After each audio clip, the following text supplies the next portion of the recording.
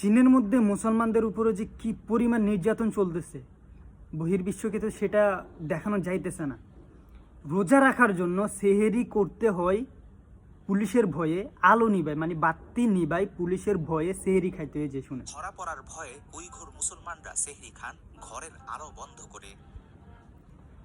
কতটুকু উগ্রবাদী চিন্তা ভাবনা হইলে এভাবে আরেকটা ধর্মের উপরে তারা এইভাবে আঘাত করতে পারে।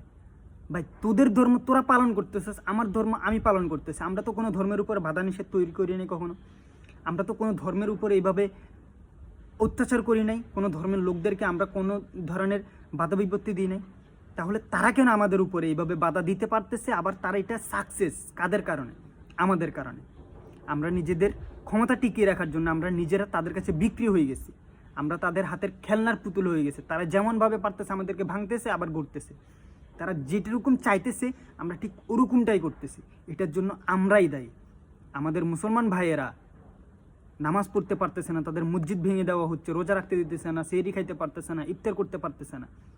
আর আমরা তো সুখে, অনেক শান্তিতে আছি, অনেক সুখে আছি। আমরা তাদের বিরুদ্ধে কোনো আওয়াজই তুলতেছি না। আমরা মনে করছি আমরা অনেক শান্তি আছি।